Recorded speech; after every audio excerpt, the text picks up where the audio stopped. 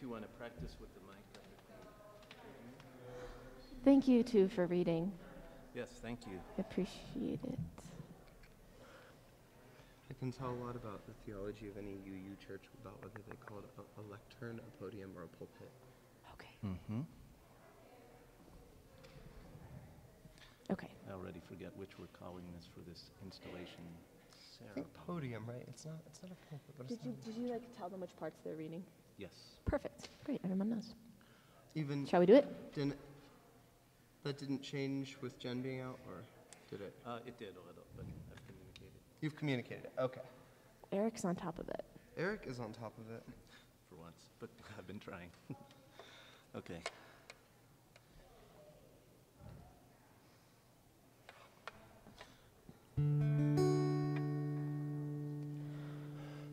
Sole donde colorado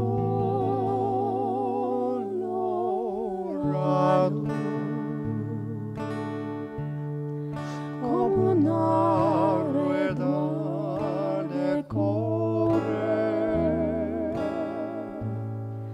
De diario me estás mirando, de diario me miras pobre. Sol que tú eres tan parejo para repartir tu luz. Habías de enseñar el amor a ser lo mismo que tú.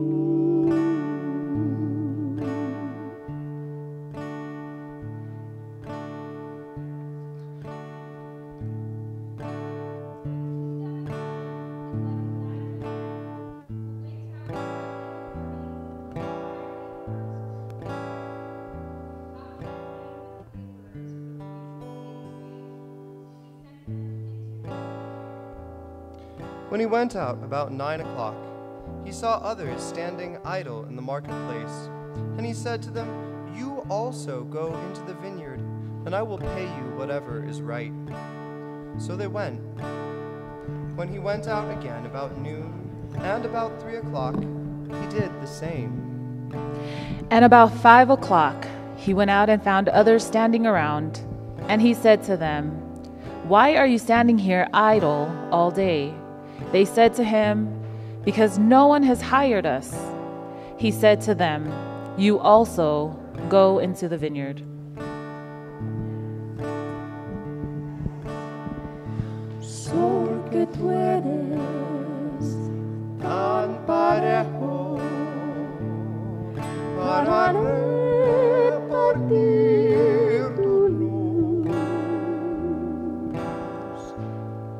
Habías de enseñar el amor a ser lo mismo que tú. When evening came, the owner of the vineyard said to his manager, "Call the laborers and give them their pay, beginning with the last and then going to the first." When those hired about 5 o'clock came, each of them received the usual daily wage. Now, when the first came, they thought they would receive more, but each of them also received the usual daily wage. And when they received it, they grumbled against the landowner, saying, "These last worked only 1 hour, and you have made them equal to us who have borne the burden of the day and the scorching heat." But he replied to one of them, "Friend, I am doing you no wrong. Did you not agree with me for usual daily wage? Take what belongs to you and go. I choose to give to this last the same as I give to you. Am I not allowed to do what I choose with what belongs to me? Or are you envious because I am generous? So the last will be first, and the first will be last. Oh, really? Okay. And then just go with Ah. Miras con Oh, okay. Okay. But he replied, okay. luego con la Okay. All right. rosa de Okay. Okay. una Thank you. vez Okay. en la llanura y otra vez en la ladera. Should we rewind a little? Yeah, I was gonna and say, do we don't some have of to the keep reading doing We this don't here. have to do our part anymore. Mhm. Okay.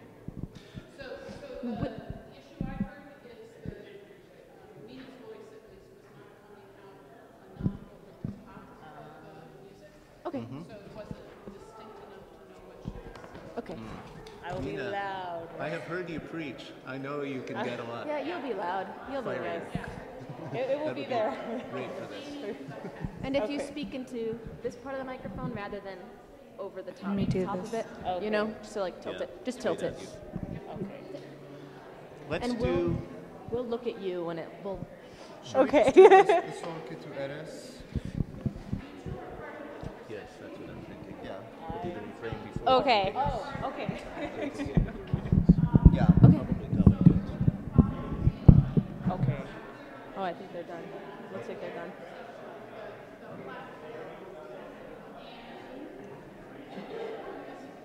Okay.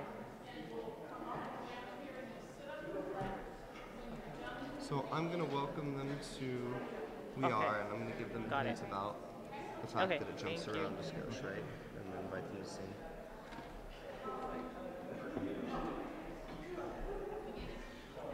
I think we're good with the song. I think so. Seems like they're stepping down, so And you sound great. it sounds great. I can quietly sit. Yep. Thank you.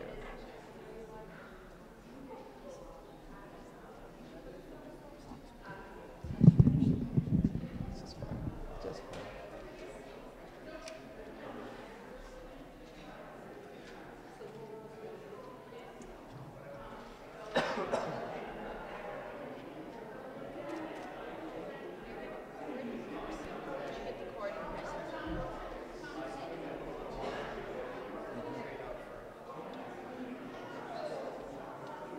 Sitting up here the whole time.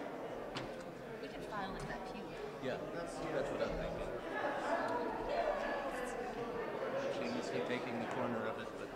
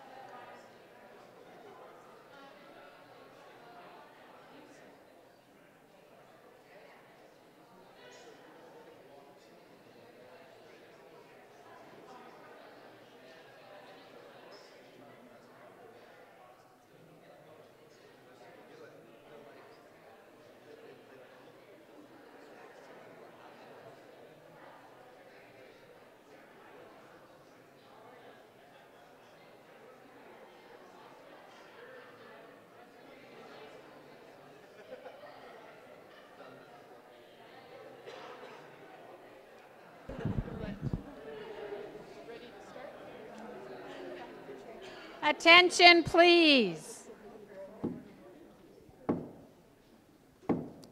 The installation ceremony will now begin.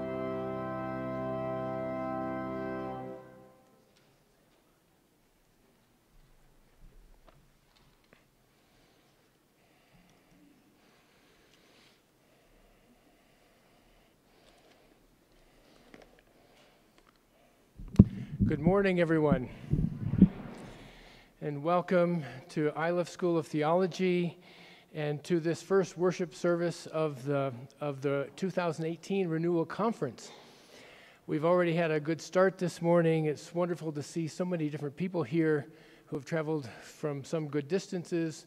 It's wonderful to have our residential students, our journey students who are migrating this way right now, and some are here now. We are grateful. Faculty, staff, the whole community of alumni, it's just wonderful that we can be here for this special day, for this very special worship service where we install our now good friend and colleague, the Reverend Dr. Boyung Lee, who is going to be installed today as the Senior Vice President of Academic Affairs and Dean of the Faculty, and also hold Professorship of Practical Theology. So welcome to this special day. I also want to extend a warm welcome to Dr. Rita Nakashima-Brock, who is going to give a charge to our dean after her words. Dr. Brock is the Senior Vice President for Moral Injury Programs at Volunteers of America, and she is formerly a Bright Divinity School, and that is what is printed in the program, so we correct that. Senior Vice President for Moral Injury Programs at Volunteers of America. Dr. Brock, we welcome you among us. Right here, thank you. Helps when you turn the right way.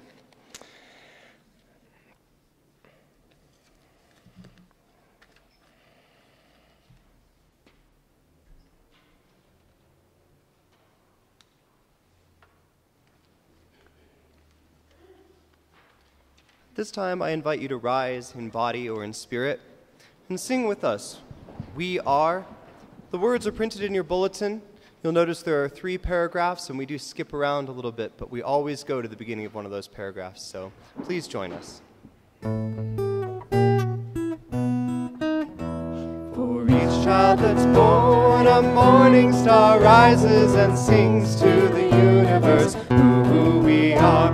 For each child that's born, a morning star rises and sings to the universe who we are. grandmother's prayers, and we are our grandfather's dreamings.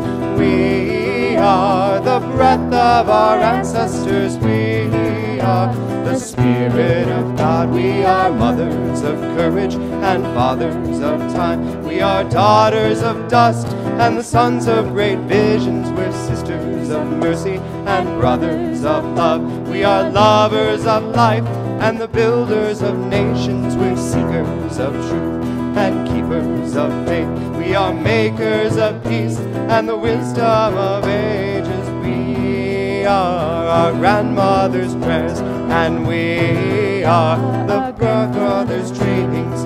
We are the breath of our ancestors. We are the Spirit of God. We are mothers of courage and fathers of time. We are daughters of dust and the sons of great visions. We're sisters of mercy and brothers of love. We are lovers of life and the builders of nations. We're seekers of truth and keepers of faith. We are makers of peace and the wisdom of ages. We are our grandmother's prayers, and we are our grandfather's dreamings. We are the breath of our ancestors. We are the Spirit of God. For each child that's born, a morning star rises and sings to the universe who we are. For each child that's born, a morning star rises and sings to the universe who we are. For each child that's born, a morning star rises and sings to the universe who we are. For each child that's born, a morning star rises and sings to the universe who we are. Please be seated.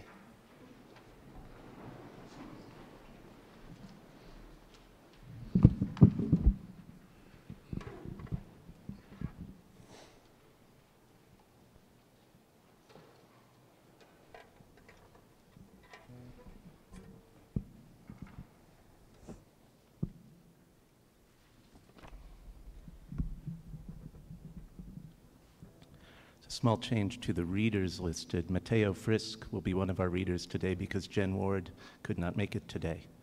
And this reading will be woven together with a traditional Mexican song, El Sol que tú eres, which was sung among farm workers organizing for justice with Cesar Chavez. The refrain translates, "You are the sun, so fair to everyone. As you spread your light, you should teach my boss how to be the same as you."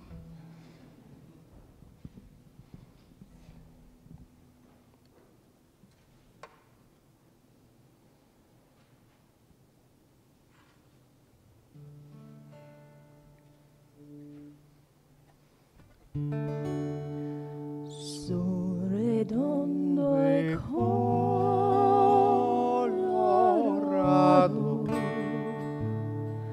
como una rueda de cobre,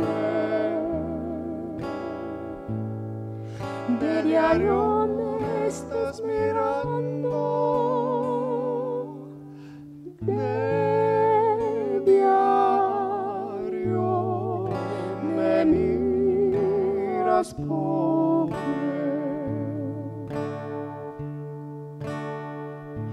Sol que tú eres tan parejo para repartir tu luz. Habías de enseñar el amor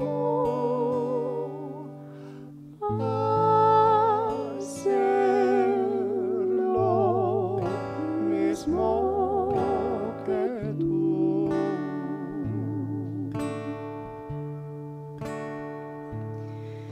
For the kingdom of heaven is like a landowner who went out early in the morning to hire laborers for his vineyard. After agreeing with the laborers for the usual daily wage, he sent them into his vineyard. When he went out about 9 o'clock, he saw others standing idle in the marketplace. And he said to them, "You also go into the vineyard, and I will pay you whatever is right." So they went. When he went out again, about noon and 3 o'clock, he did the same. And about 5 o'clock, he went out and found others standing around. And he said to them, "Why are you standing here, idle all day?" They said to him, "Because no one has hired us." He said to them, "You also go into the vineyard." Sol que tú eres tan parejo para repartir tu luz, habías de enseñar el amor a ser lo mismo que tú.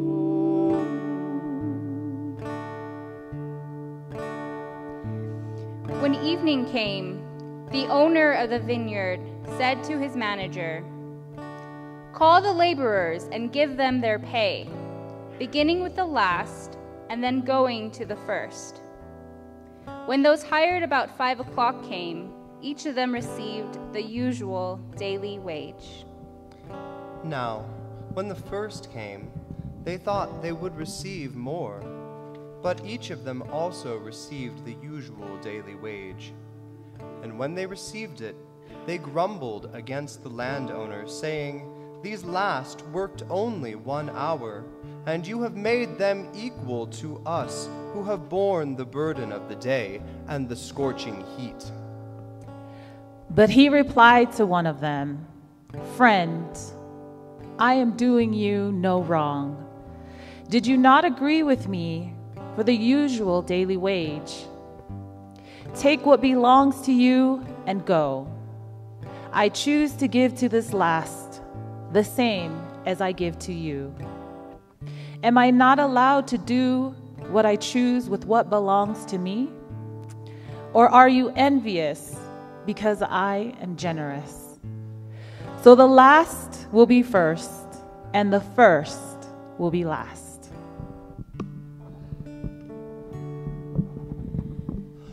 Me miras con el arado, luego con la rosadera.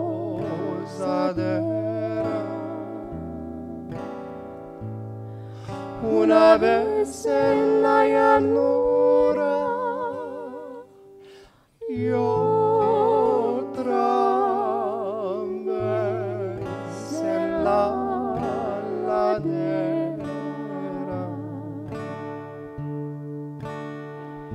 Sol que tú eres tan parejo para repartir tu luz, habías de enseñar el amor a ser lo mismo que tú.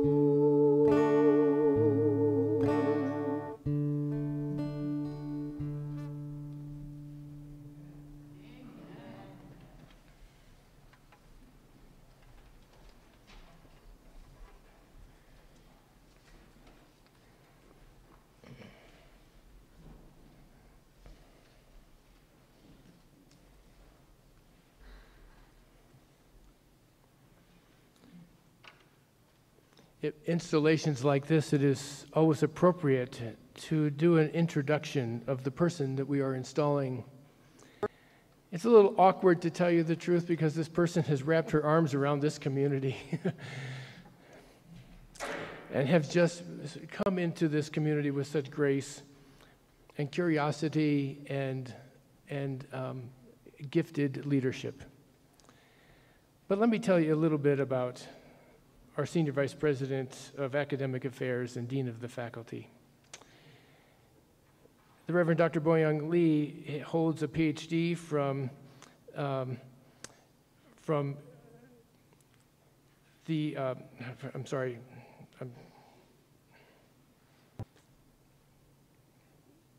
I'm just lost my place, excuse me. In theology and education from Boston College in Massachusetts. She holds a Master of Divinity degree from Claremont School of Theology in Claremont, California. Holds a bachelor's degree and a Master of Theology degree from Yonsei University in Seoul, Korea. She is an elder in full connection of the New England Annual Conference of the United Methodist Church and currently is a member of the California Nevada Annual Conference and has been since 2012. She is coming to us from Pacific School of Religion in Berkeley, California, where she was most recently the Associate Professor of Practical Theology, Education, and Spiritual Formation. If you get to know her and to know the scholarship that she brings to us, her academic credentials are borne out over and over and over again. But also, if you get to know her, you know that she is also has another part of her life that's very active, and that is as pastor. Her ordination through the United Methodist denomination and having served many different United Methodist churches is obvious. She has served churches in Bolton, Connecticut, in Andover, Massachusetts, in San Bernardino, California, and she was the Director of Religious Education full-time at the Shinbanpo Methodist Church in Seoul, Korea. She is she has published several books and even more articles. She has received numerous honors and has served on editorial boards in a number of professional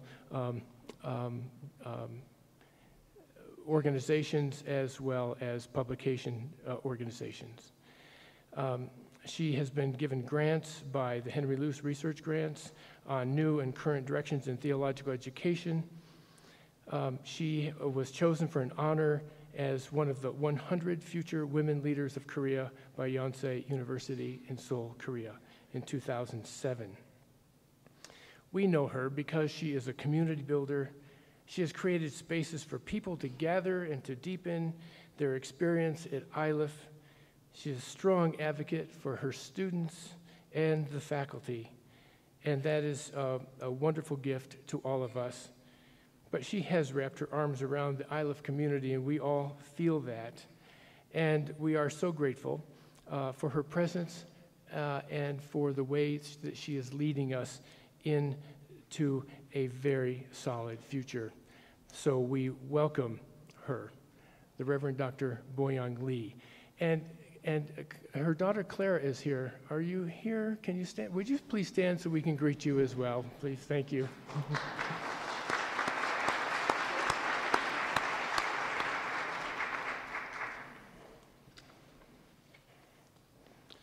Boyung, I invite you to come forward, and I also invite the chair of our Board of Trustees, Anita Sanborn, as we formally install. We have emotionally installed her, but now we will formally install her. Sure, yes.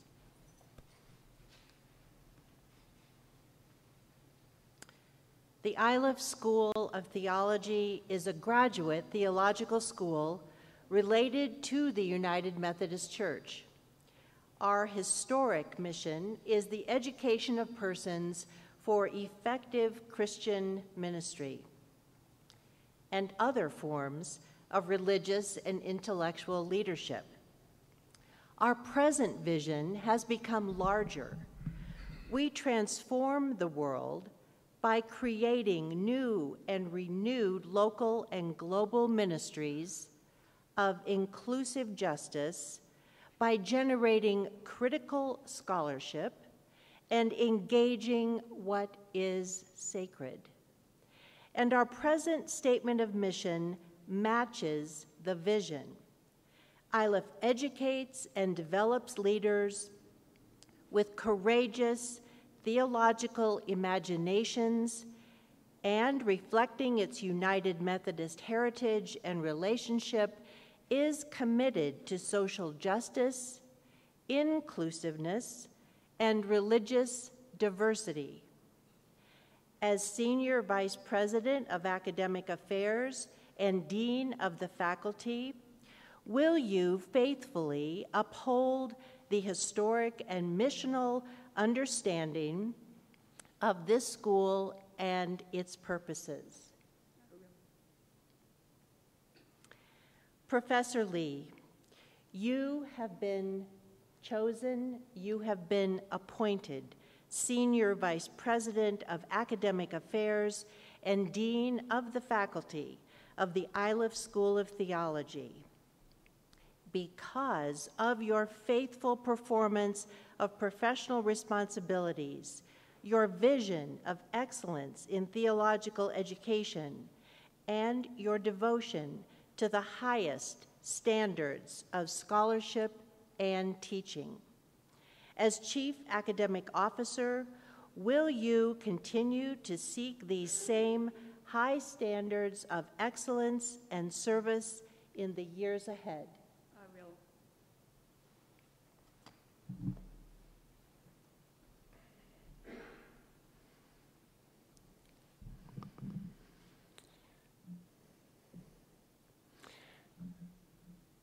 So, Boyung, with the authority and powers conferred to me as President of the Board of Trustees of the ILIF School of Theology, I confirm you as Senior Vice President of Academic Affairs and Dean of the Faculty. It is a great honor for all of us to be colleagues with you and a great privilege to have you provide academic leadership for the ILIF School of Theology. May God's grace and peace abide with you, your family, and all those connected with our school. Blessings to you and welcome.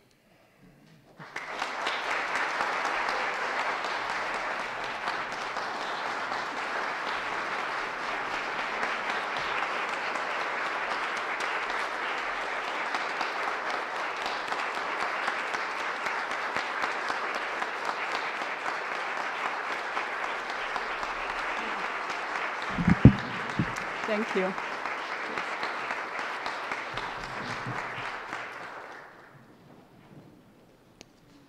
Thank you so much, and thank you for a generous introduction. And especially this is a very special event for me to have Dr. Brock, who has seen me since 1995, the first-year doctoral student. She read my dissertation proposal, and she gave me tips on how to interview for jobs. And she succeeded. And even including how to dress properly.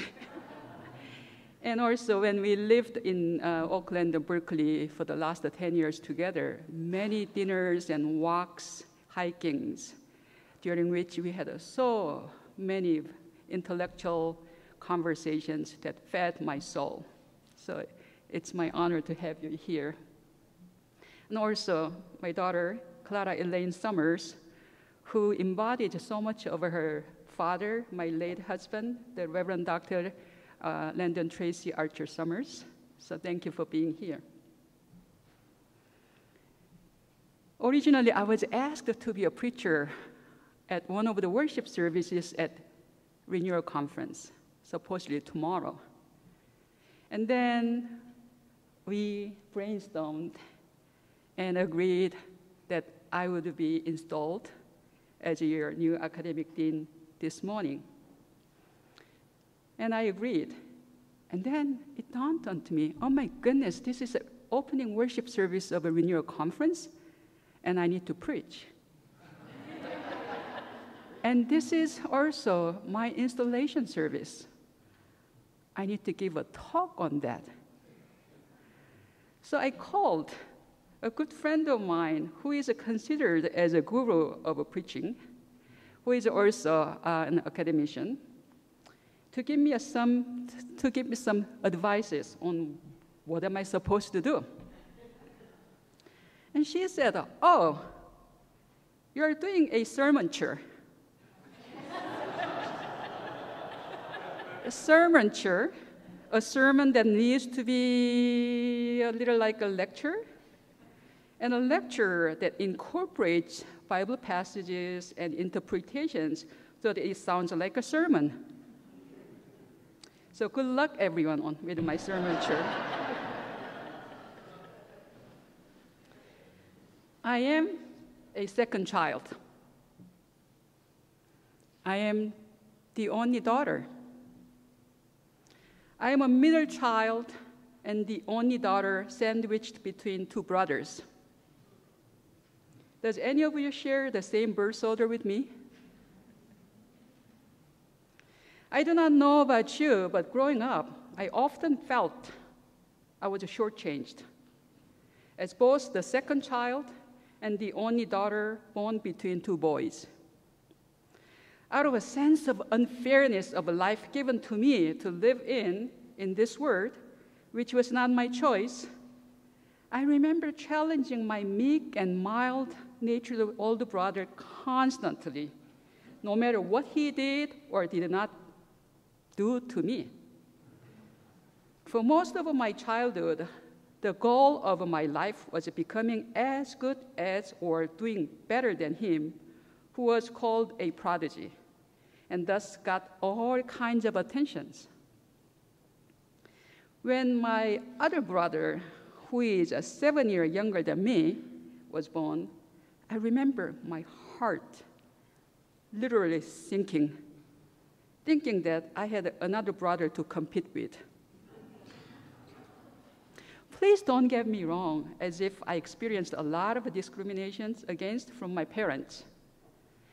Actually, one of the biggest blessings I have is to have amazing parents with whom, even this day, I talk pretty much every day over the Pacific. My extraordinary, open-minded, democratic, and progressive Korean parents, unlike their contemporaries, did their best to raise their 3 children with their best ability. But as a young girl, I often felt some cosmic injustice was done to me due to my gender and my birth order, and carried some serious sibling rivalry toward my brothers, and constantly mentioned my parents' fairness practice in their parenthood, and monitored. It literally drove my parents crazy. Whenever I felt unfairness was in the air, I used to tell my parents, particularly my mother, my no-nonsense mother, you need to prepare some good answers to God in heaven when you go there after you die. Whether you really treated your daughter the same way you treated your 2 sons, because that is a sin. My mother, who still rolls her eyes whenever she brings this subject up with me, and she reminds me that my 2 most frequently used phrases as a little child were, "That's not fair. It's not equal." Let me tell you something about my parents and some backgrounds on my childhood culture, in case you are thinking that your dean was a child who was out of control. I grew up in Korea, where Confucian values have been and still frame pretty much every social ordering and structures, economic systems, family relationships, work ethics, other daily values and rituals, including Christian churches. According to Chinese people, who lost most of their Confucian practices during the Cultural Revolution, we Koreans are more Confucian than Confucius himself. As some of you may know, Confucianism aims at creating universal harmony through building a society based on moral goodness, compassion, and generosity, which often called benevolence. very nice society based on benevolence. Unfortunately, though, according to Confucian teachings and beliefs, this society can be built only by a certain group of people and with their guidance, that is, educated elite men, the only group of people who can become morally cultivated persons, therefore whose teachings and guidance the rest of the social members must obey and follow.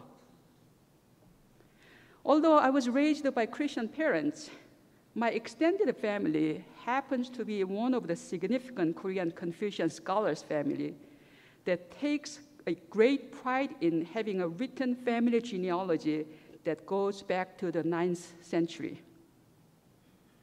Yes, a written genealogy since the 9th century, sitting in my parents' home. The family genealogy carefully follows Confucian guidelines and practices, meaning no listing of any female name. I was married to Arthur Summers from Parkersburg, West Virginia. And so the Confucian way of listing me would be when I was little, before marriage, it would say my dad, who is a son of a so-and-so from where, had 2 sons with full names and a daughter without name. And then once I'm married, it would say the daughter of a so-and-so married to son of a so-and-so, which in my case, Parkersburg, West Virginia, and then Landon Tracy Archer Summers' full name, without my name. This got changed in my family only at the end of the 20th century, 1987 to be exact, when my father won a long battle. He fought for over 20 years to list my full name, Boyung Lee. So I became the first woman whose name was listed since the 9th century. I told you I have amazing parents. I vividly remember that night when my family sat around with the updated copy of the family genealogy, the night that my parents declared that finally equality in the Lee family was achieved. However, to my parents' surprise, it was also a night that both of my brothers declared that inequality they felt and experienced in the family. They expressed difficulties of constantly making a special place for their sister before their own interest. They wished that their needs would have been addressed as attentively as their sisters by our parents. And they complained that they did not get kinds of special treatments for boys that their peers got in at their families. My younger brother even complained everybody in the neighborhood, referring our mother as Boyoung's mother, not his mother, the youngest child, usual practice, or sometimes oldest child's mother, but everybody called my mother Boyoung's mother. So you see, my parents tried to raise their children equally by providing equity for the daughter who was not standing at the same starting line as their boys, both within and without the Lee family. But all of their children insisted for equality for themselves, probably because we didn't have a capacity to understand the notion of equity, and thus considering our parents to be not fair or generous at all. The parable before us this morning could not be more incisive about the subject of equality. The owner of the vineyard hires workers and promises to pay them a denarius for a full day's work. Without any further negotiations, the laborers begin their work, evidently indicating fairness is in the play. About the 3rd hour, the owner goes out and sees the people who are jobless and invites them to work in his vineyard. He tells them, "You also go into the vineyard and I will pay you whatever is right." So they went. Here again, there is evidence of a trust between the owner and the laborers. Interestingly, the owner goes out again 2 more times and invites some more workers to work for him in the vineyard. The owner does not stop there. The day is almost over, yet he goes out again and finds some others standing around. The owner does not just invite them this time, but asks them a question, seemingly a genuine question. Why are you standing here idle all day? The answer is rather surprising. They tell him, because no one has hired us. The story makes a shift at this point.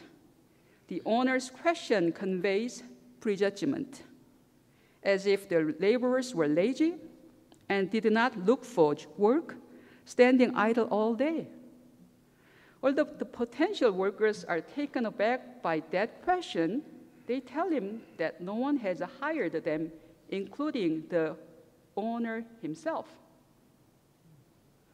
Traditionally, the story has been known for the generosity of the landowner. He certainly exhibits compassion as he continues to invite the laborers who are in need of work. He is not bound by the usual work patterns, but invites the laborers irrespective of the time. At the end of the day, when it is in the evening and when it's time to pay them their wages for their hard work, the owner calls for the workers, beginning with the last ones who had been hired. Contrary to expectation, the landowner pays them a denarius, an equal amount that has been promised to the people for the full day of work. It is possible for these people who received much more than expected to respond to the landowner with gratitude for his generosity. However, the first hired laborers obviously expected more money for their greater hours, and to their displeasure and disappointment, they also have received their daily wages, a denarius. The landowner at the end makes them all equal, which makes the first hired laborers grumble. The tone of the workers changes when they feel unjustly treated by making them equal to the people who joined work at the end of the day.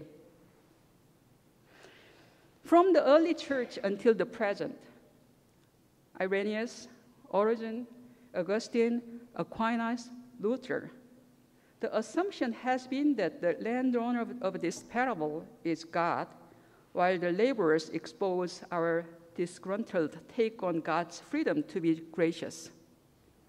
That is, God's gracious love and mercy cannot be contained by our quid pro quo sense of justice.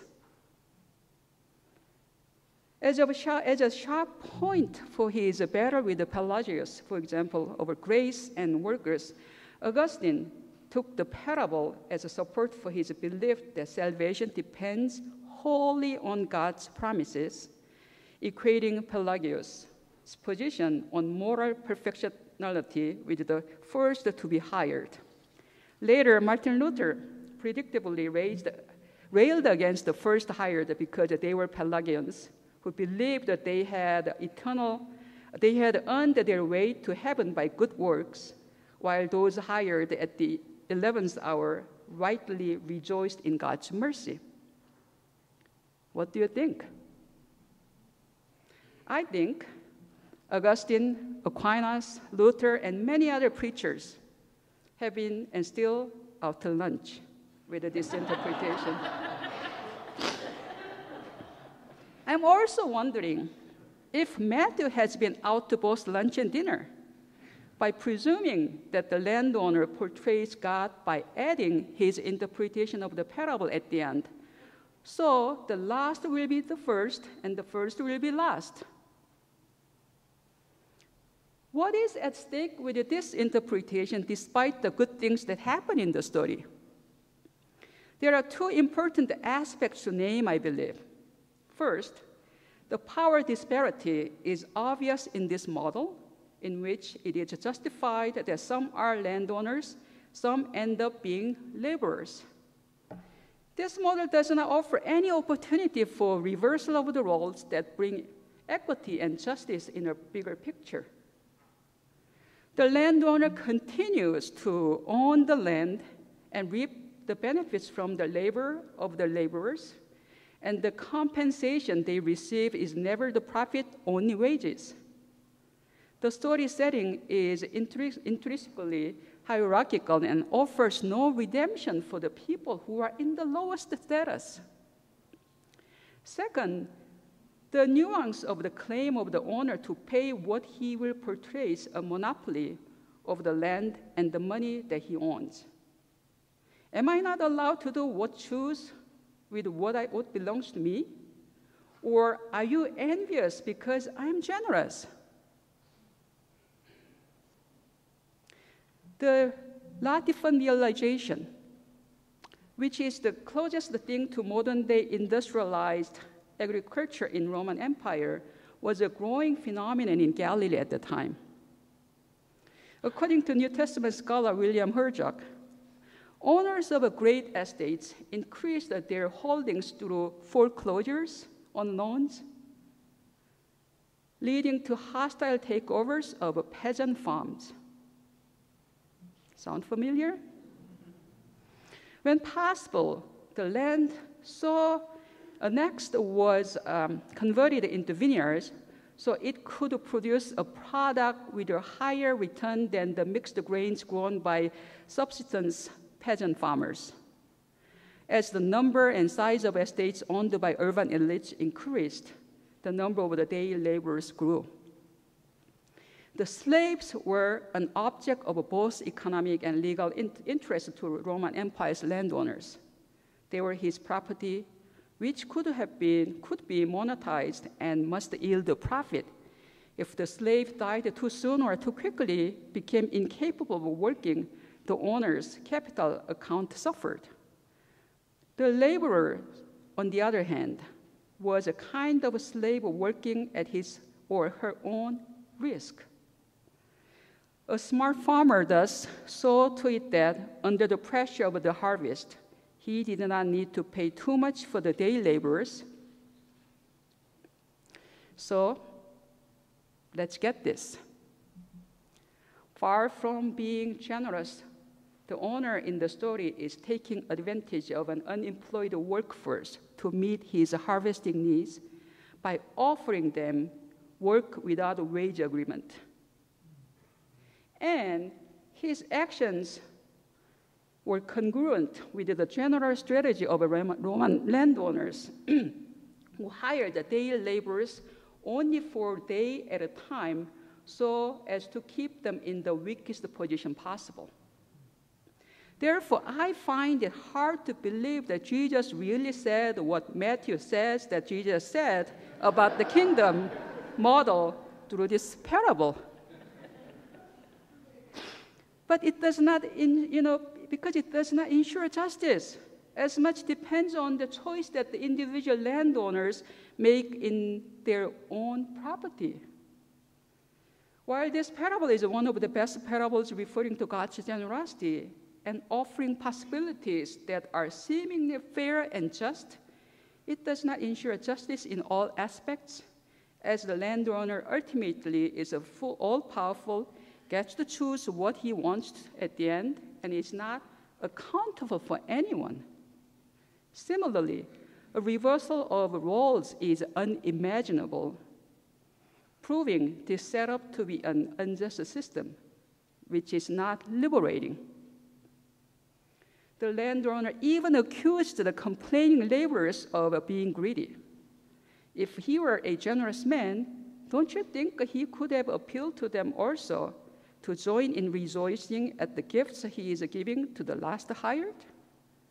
Instead, he wanted to provoke protest. He wanted the dispute. He was blaming the victims. Is this the God of generosity you and I want to follow?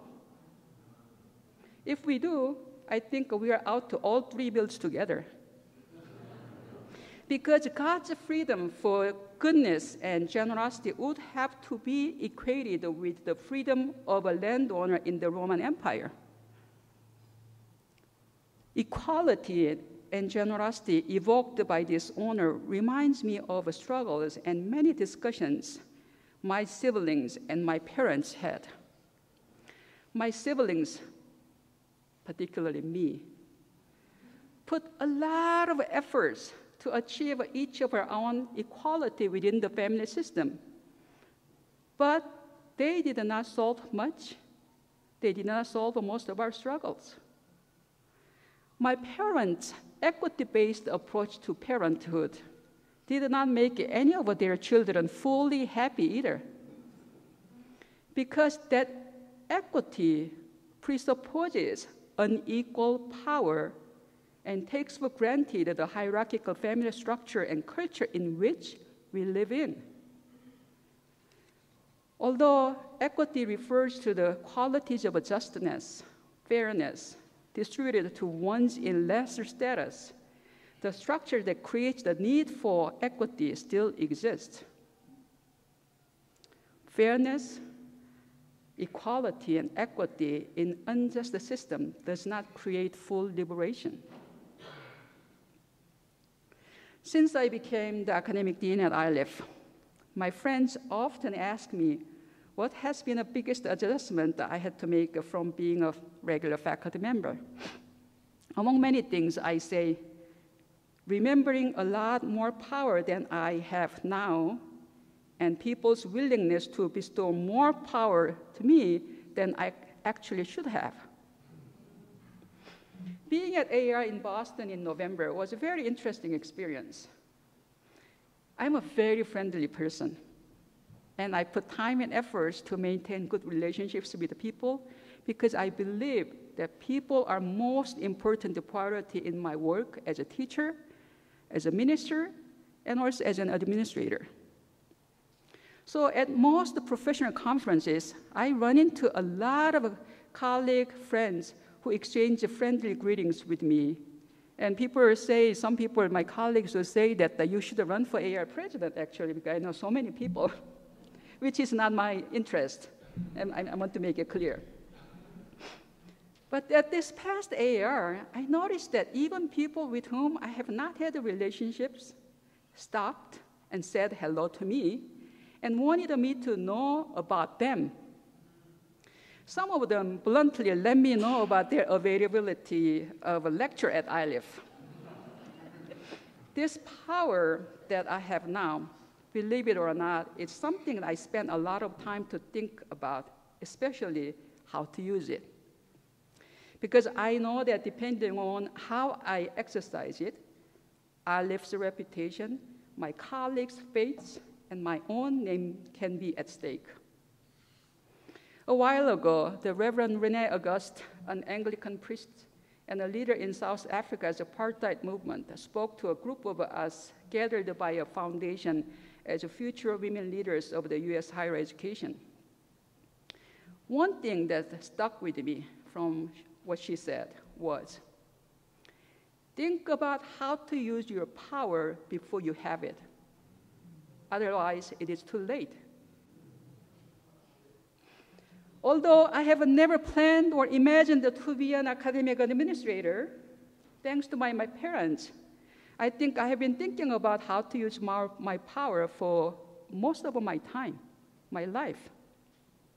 My parents, who experienced that equality and equity-based parenthood without dismantling problematic system, explicitly and implicitly taught and raised me and my brothers to be workers for full justice, inclusion, and liberation.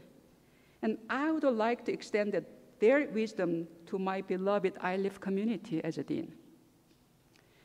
No equality alone, not equity that is not enough, but full liberation for all people. Liberation that goes beyond equality and equity. One of my heroes, Dr. Musa Dube, an African post-colonial feminist New Testament scholar, calls that as liberating interdependence. Liberating interdependence highlights the interconnectedness of relationships that recognize and affirm the dignity of all things and all people involved as equal partners, including former and current colonizers, she says. Liberating interdependence pursues a society that is freed from any form of oppression, marginalization, minoritization, and works to create a society based on justice and compassion and peace for all people and all things.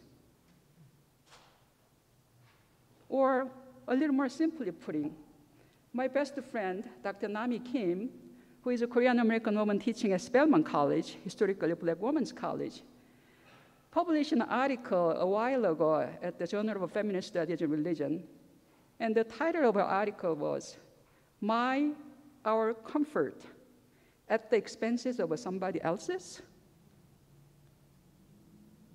Which is her vision toward a critical global feminist theology. Liberation, justice, fairness cannot be gained by excluding or putting someone down. Without owning a vision together, we keep doing the same old thing with our fingers crossed that we would get there somehow or by accident. Our world demands theological education that is beyond oppression Olympics, beyond blaming games, or beyond dwelling in guilt. And I came to ILIF because it has an amazing, perfect faculty that can create that vision and new model. And I came to ILIF because we have capacity to offer different theological education model that is not pitting people against each other, but creating the system works for all of us. The late German feminist New Testament scholar Louisa Schatroff, who was also my colleague at PSR, says about this parable. She says, this parable is an antithesis to God's vision. Often parable is read as a correspondence, what God is like. But this is one of the few parables that we should read as a contradiction or antithesis. It shows the world of imperial landowners and its flip side, the misery of the unemployed and the day laborers, undocumented brothers and sisters, and the dreamers. In this parable, Jesus is counting on his listeners to rethink what is considered as the norm by which exclusion, dehumanization, deportations, militarization, environmental injustice, heteronormativity, war, and many forms of oppressions are justified in our society. This parable is an invitation to you and me to imagine a new world where words like equality, equity, and liberation do not have to exist. A new world that we are creating together with God, not at the cost of any of us here at ILIF or our neighbors. Will you say yes to be on this journey together? Amen.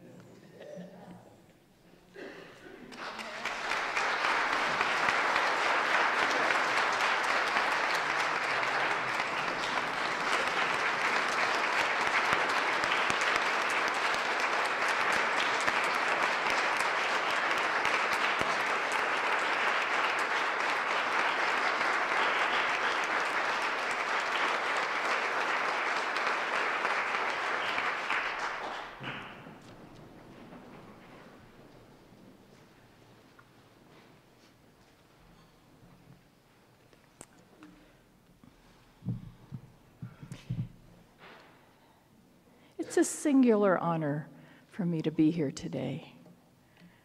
A little over 30 years ago, the United Methodist Church invited me as a Christian Church disciple of Christ, newly minted doctorate in theology, to be part of a project called the Women of Color Scholars Program. And In the last, I think it's now 32 or 3 years, this program has graduated over 35, I think, women with doctoral degrees, women of color, with doctoral degrees that qualify them to teach at United Methodist seminaries. So I had the unique privilege, thanks to the Methodist Church, of picking my own colleagues, because we picked the scholarship recipients and then mentored them through this process. And the Reverend Dr. Boyung Lee is one of the amazing graduates of that program, and there are others. So it's a real honor for me to be here at the end of that 33-year period and see the fruits of the labors of so many who created that program and have kept it going. And there are lots of likes on social media and good wishes and congratulations that come to you from all over the planet. So, the Reverend Dr. Boyung Lee, you will be a leader in a world that was unimaginable when I entered seminary in 1972. And your life and career are a living witness to those changes. In 1972, terms like marriage equality, female rabbi, mujerista theology, womanist theology, climate change, the internet, Orientalism, post-colonialism, intersectional identities, and Black president did not exist. And it was inconceivable a woman could become an Army Ranger or win the popular vote for president. But now, you take leadership of the academic life of ILIF while we are engaged in the struggle, not only for our democracy, but also the meaning of Christian faith in that democracy.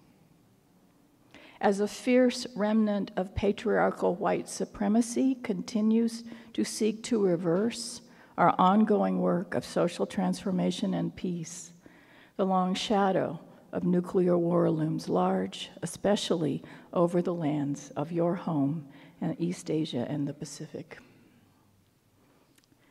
In this context of both unavoidable fear, fierce resistance, and radical hope, your leadership and training religious leaders will be crucial.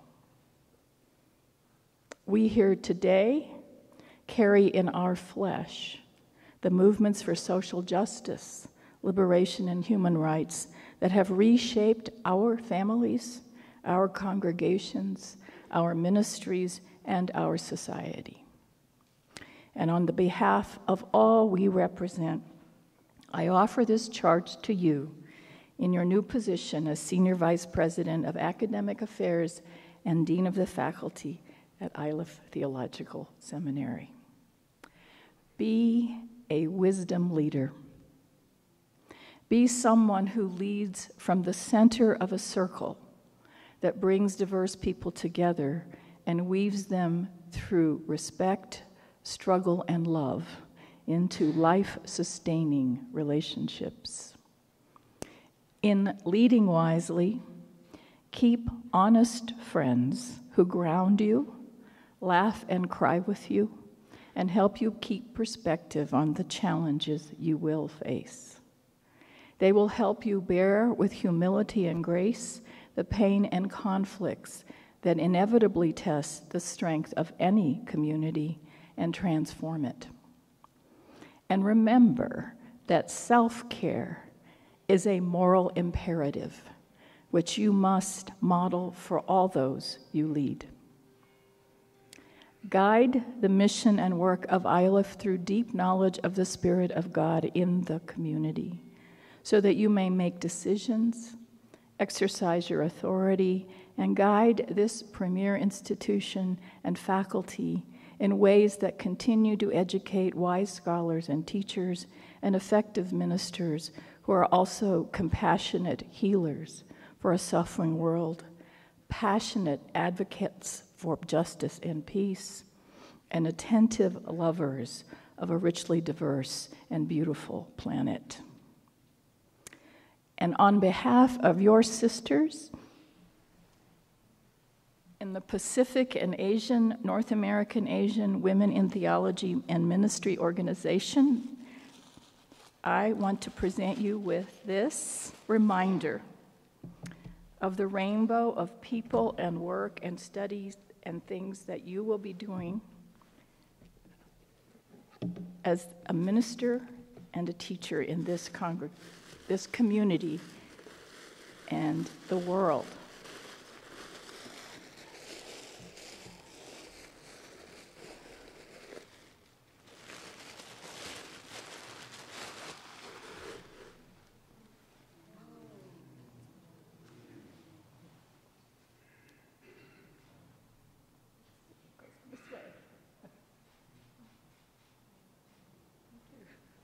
Is a symbol of the rainbow of hope and all the many, many people that you will now be involved in transforming with your leadership at ILIF.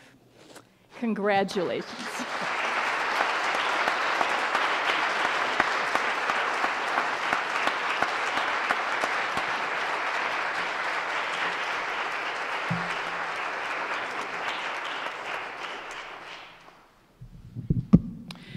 I promised the lunch people that we would get done when the bell rang. So we're going to come real close. And band, that means we're not going to sing Ocean of Love. We're going to go straight from the community blessing to a benediction from our dean and then straight into Siahamba. I'm going to invite you to wait for the faculty and the platform party to recess before you leave the room. And Dean Lee, I'm going to invite you to greet people down in the lobby. Don't get sidetracked here. Go all the way down to the lobby. And that will get folks closer to lunch. If you paid for the renewal conference, lunch is in Shattuck Hall. If you haven't registered for the renewal conference, lunch is in the library portico. Same food, just enough space for everyone. Those are the logistics. Okay. In other installations, we have had multiple people offering gifts and charges. And Boyung really didn't want to do this installation at all. Are you glad she did? I mean, oh.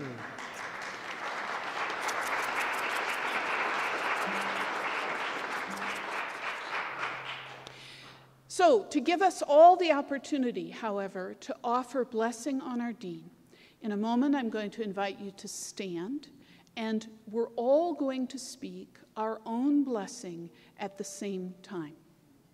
Now, you might recall a blessing would begin, Boyung Lee, I bless you, or if you don't want to do a blessing, I wish for you, da-da-da-da-da-da, whatever you want to say, and I wish for ILIF School of Theology, and for, I mean, you can make the blessing go as far as it goes, okay?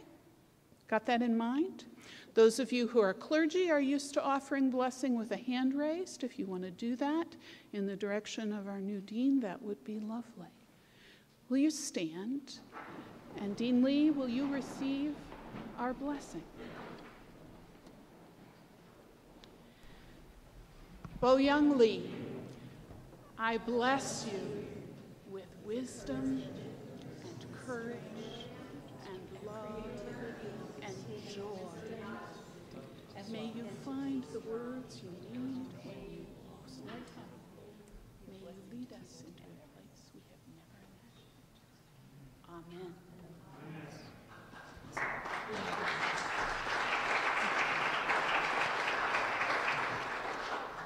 Already overburdened with the demands of work and leisure, family and friends, we come to this place in search of rest.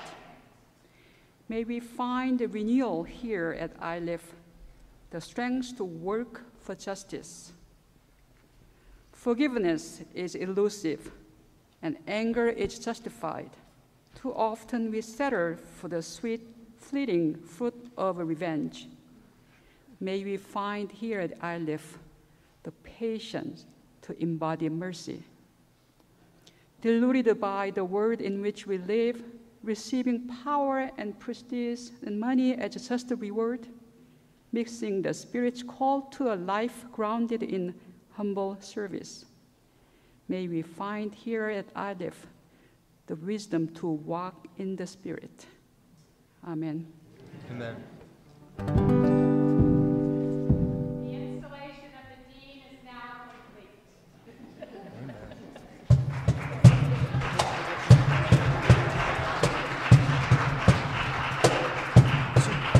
Sia hamba kukenyen kwenkos, sia hamba kukenyen kwenkos. Sia hamba kukenyen kwenkos, sia hamba kukenyen kwenkos. Sia hamba sia hamba kukenyen kwenkos. Sia hamba kukenyen kwenkos. Caminando, caminando en la luz de Dios, caminando en la luz de Dios. Caminando en la luz de Dios, caminando en la luz de Dios.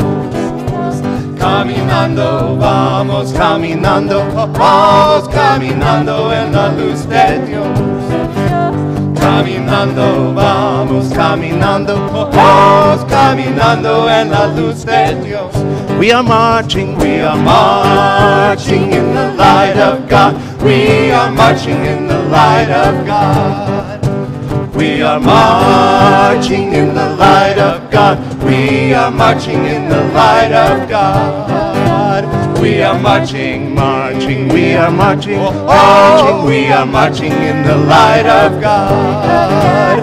We are marching, we are marching, we are marching in the light of God. Sia hamba kukenyen kwenkos, sia hamba kukenyen kwenkos. Sia hamba kukenyen kwenkos, sia hamba kukenyen kwenkos. Sia hamba kukenyen kwenkos.